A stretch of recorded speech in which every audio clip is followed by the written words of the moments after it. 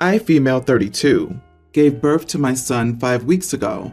My husband's mom has been camping in the living room ever since, inviting people over, making a mess in the house, etc. I said nothing because if I opened my mouth, my husband would start scolding me, saying his mom was there to help and I should be grateful. So what I did was ignore her and focus on my son. I handle feeding, diaper change, cleaning, and wiping. I only get a few hours of sleep, so my husband's mom isn't really helping with the baby. But I thought to myself, well, at least she cooks for us. Last night I was in the bedroom, breastfeeding my son. I knew I was late for dinner, but I thought my husband and his mom had saved a plate for me. Once I got done with my son, I walked out of the room and saw my husband and his mom sitting watching TV. I asked about dinner, and my husband said it was probably on the stove. As I walked towards the kitchen, his mom loudly said she hadn't saved me any food. I was absolutely shocked. I asked her why, and she simply said, well, we didn't see you at the dinner table, so I thought you weren't hungry. Finally, I lost it and yelled that I was feeding my son. Of course I was hungry, and I was actually starving. She shrugged her shoulders and said that it wasn't her fault I didn't show up for dinner, but she knew darn well that I was with my son and hadn't eaten a thing in hours. My husband asked me not to raise my voice at his mom, but I told him that he saw what happened and didn't think about me being hungry and needing food. He lashed out, asking what I wanted him to do, and I said, I don't know, maybe save some food for me. She defended him, saying it was selfish of me to scold him for eating his dinner after working long hours at the department. An argument ensued, and I went inside the bathroom, packed a small bag for my son and me, and called my brother to come take me to my mom's house. My husband blew up at me as I was making my way out. We argued at the door, and he told me that what I was doing was uncalled for and childish. I told him I couldn't take his mom anymore. He said I should be ashamed of myself for talking about her like that after she'd put her life on pause so she could help me out. My brother came and I got into the car and left. He picked some food for me on the way, and I ate like a hungry bear. My husband never stopped calling though. In his last text, he called me nuts and demanded I return today. But I said that I missed my mom, that I liked it here in her clean home with her healthy food, and would like to stay for a while. He's lost it and got his family involved, accusing me of keeping his son away from him and punishing him over food. Not the idiot. How exactly is your mother-in-law's cooking helping if she doesn't even cook enough for all three of you? Tell him you'll return when his mother's gone, and you get a true apology from both of them. Otherwise, leave your son with your mother and go get the rest of your things. A man that doesn't even ensure that his breastfeeding wife eats isn't worth staying with. What a piece of work. Both of them. I can't imagine a woman alive who isn't aware that a breastfeeding new mother would be hungry. You weren't at dinner? What the heck? I would be throwing crap at that point. Get the support you and your child need. This made my blood boil. You have a husband problem, not a mother-in-law problem. You married a mama's boy. The last thing you need after having a baby is an inconsiderate house guest that makes a mess and invites people over. Oh, but at least she cooks for us. She cooks for her son. His mom is taking care of her baby. Nothing she's done has been a benefit to you. Stay where you are. It would help if you had support right now, not someone stressing you out. OP, unfortunately, it seems like he doesn't want to be a parent and a partner. He wants to be coddled like a child. I would consider all your options because at this point, he's neglecting you and his child. And if this behavior doesn't change, it will become abusive. The fact that he doesn't see it as a huge red flag. He's not being supportive and is actively undermining you. I'd seriously divorce him. He can work and pay child support since he feels that's all he needs to contribute. My fiance and I just got engaged a few months ago, and she's been trying to fit into the house and make some new decorating changes. I talked to my kids before this, and they said that they were fine with it as long as it's not their room or their bathrooms. I let my kids do whatever they wanted with their space. Like, before we moved into this house, they could paint how they wanted. They picked out their beds, decorations, rooms, all of it. My kids enjoy getting to decorate the room. I told my fiance this was off limits. My fiance, however, has been trying to fix their rooms and gets mad when I say no. Her argument is that they're getting older, they should have more mature bathrooms, and it's time for them to have a remodel, especially my youngest, because it looks like a 6-year-old's room and it needs to start evolving into maturity. Every time I say no to her that she can't redecorate or try to persuade my children into redecorating their room, she gets mad and says I'm coming in between her and her being a member of this family and a new person in this house. It's 2 spaces. I don't think this should be this difficult. I walked in on her and my daughter. My fiance was talking to my daughter about how unfair it is not to be able to feel welcomed in this house, and she needs to feel like she's included in the decorating process with them. It's very hurtful for them to leave her out of their rooms and lives by doing this, and she's so shocked by the amount of insensitivity by all of us in this process. I told her not to talk to my daughter like that ever again.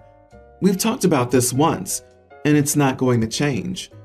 She does not get to make any decisions about their rooms, and neither do I. Nobody does. They do because it's their room and their space. I said that this would never happen again, and if I catch her trying to manipulate them like this again, we're going to have to make some changes, because this isn't going to be the norm. Now she's saying that the house being different from their rooms is triggering her OCD, and it makes her very uncomfortable for it to be 2 different things and styles than the rest, and it's making her upset and uncomfortable.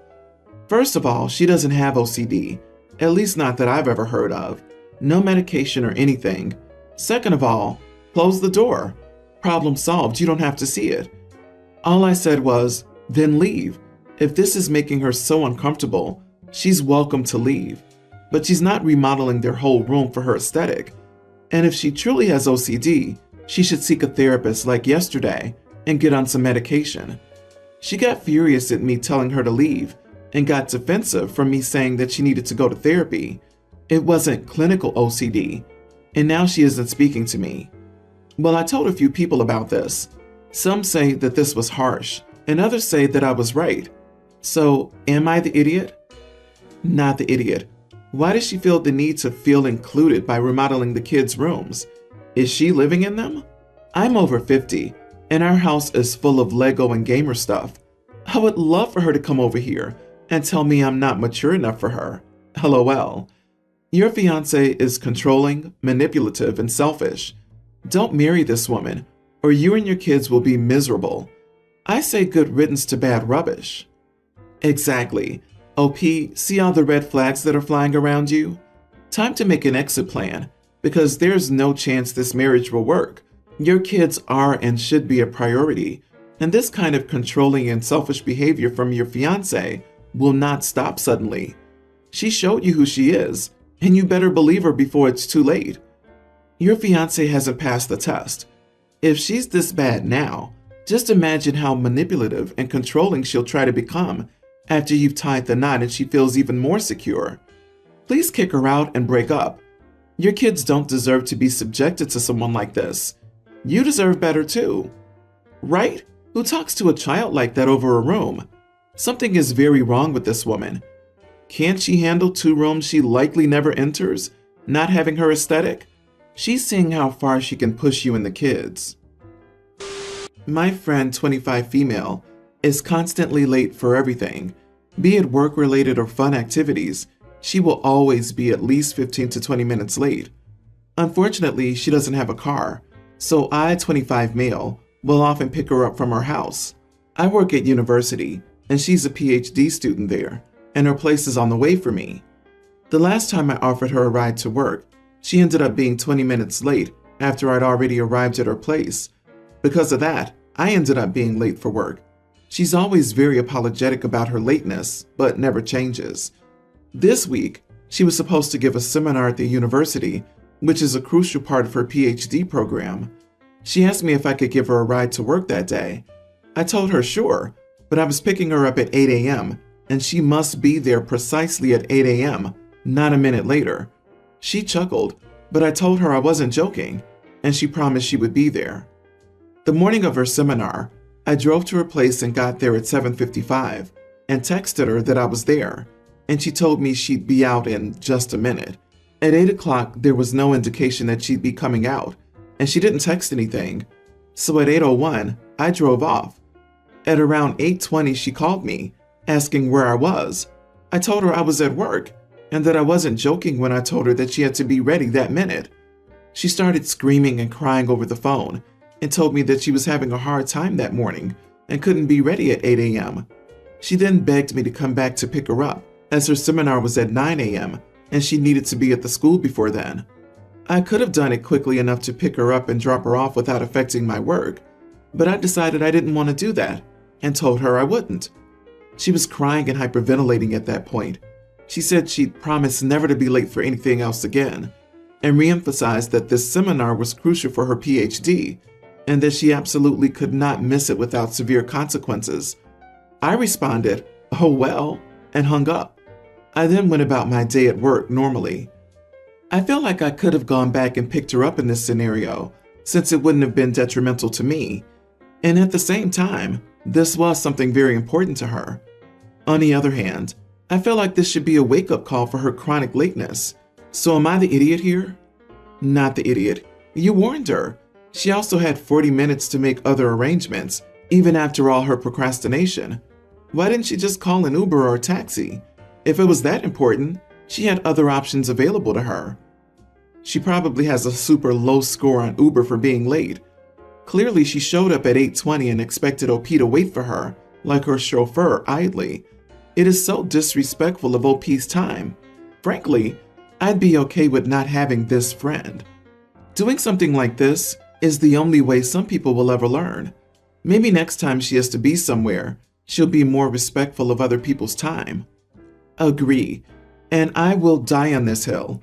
Chronically late people drive me insane. It's considerate as heck, and when you finally put your foot down and have boundaries, you're the idiot instead of them. Nope. We have 6 boys, and son number 4, Ben, is a tween. I found it hard to connect with him because he prefers his mom, and he's not a physical kid. I'm a physical dad. I love wrestling, snuggling, and playing with my kids, even the oldest 2 teens. Ben has been experiencing social problems at school. He's totally lost since the beginning of the year. He has no friends. Usually, his friends were family friends, but for some reason they don't hang out with him at school and have given him a hard time. We had him go to a therapist, and to be honest, she rubbed me the wrong way from the start. I held firm on trusting the process. After a few weeks, she wanted to meet with my wife and me.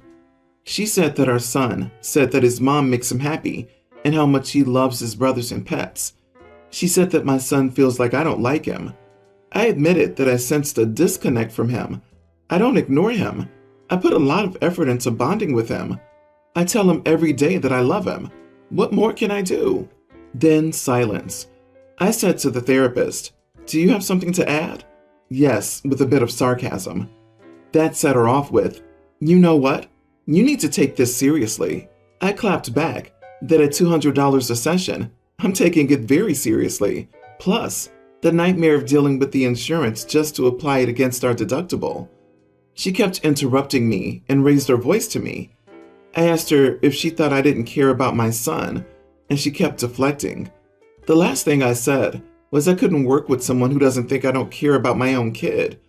I bruised her ego because she didn't have anything to add and called her out on it. I told my wife we needed to find someone else who was more diplomatic and less emotional. She wasn't happy about it. And yes, he's seeing another therapist. He holds us all accountable and does not raise their voice at me. So, am I the idiot? So your son tells his therapist that he thinks you don't like him, and your response is, "What more can I do?" It sounds like your ego's the one that's bruised. The therapist called you out on your lazy attitude about your son, and the fact that he won't bond with you the way you want him to.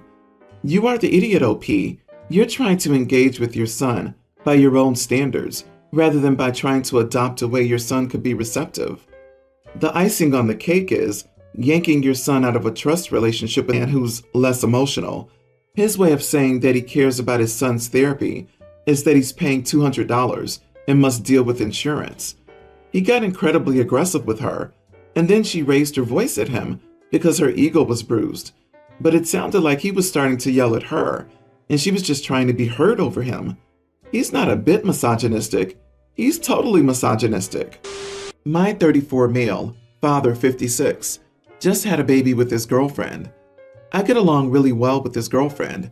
She's cool and laid back and babysits my daughter, tween, for me. So this has nothing to do with me not liking his girlfriend or my new baby sister. But of course I love my new sister. Here's the problem.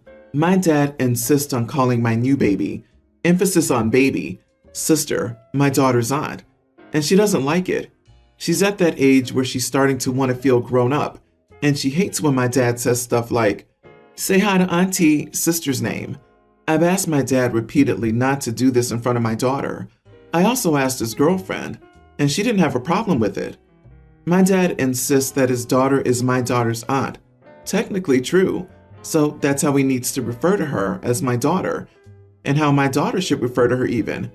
We've been fighting about it, and he eventually snapped at me and told me that I couldn't tell him what to call his own baby. I mean, yes, technically, but come on, am I the idiot? Not the idiot. I think your daughter understands that the baby is technically your aunt, but it's just bizarre to try to enforce this in your daily life. Your dad's being very weird here. Why does he feel the need to make a kid call an infant an aunt? That's sad. He's 56 with a newborn, so he has bigger issues, to be honest. Just gonna offer a compromise. Would you and your daughter feel comfortable referring to her as Bad Auntie? Because I got a bad feeling that your sister's been neglecting her aunt's duties, like Christmas gifts or showing up for your daughter's birthdays, etc.